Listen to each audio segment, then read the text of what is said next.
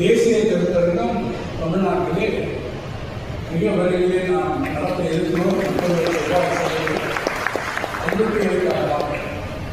அதே போல் நாணயவியலிலே பணியாற்றக்கூடிய நான் நிறைய பார்க்கிறேன். பல இடங்களிலே பார்த்தேன் என்று சொன்னால் ஒவ்வொருவரும் முக்கிய கண்டுபிடிப்புகளை இடங்களில் பார்த்து நிறைய பேர் போய் பார்க்குறாங்க. பலராக போய் இன்அக்சசிபிள் பிளேசஸ் கூட போய் விசிட் போறாங்க. பல இடங்களிலே பாய ஓவியங்களை கண்டுபிடிக்கிறார்கள்.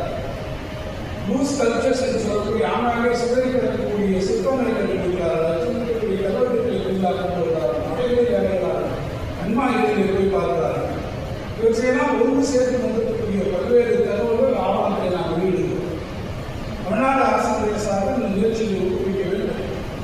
அவற்றையெல்லாம் தொகுத்து இப்போது நாம் ஒரு மிகப்பெரிய ஒரு ஆவணத்தை உருவாக்க வேண்டும்.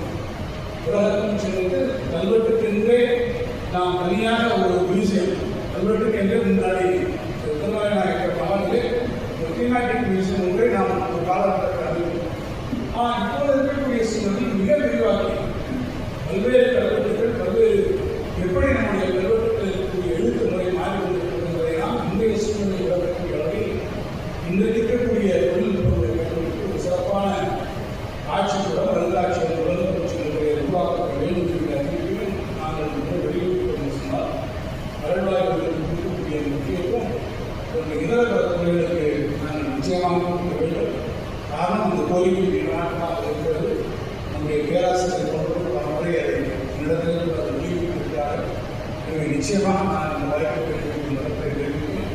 கல்வெட்டியலாக இருந்தாலும் அருள்வாய்களாக இருந்தாலும் துறையினுடைய பெயரை என்று பார்த்தது சொன்னால் ஆர்கியாலஜி என்பது ஆர்கியாலஜி அண்ட் மியூசியாலஜி என்று மாற்றியிருக்கிறது.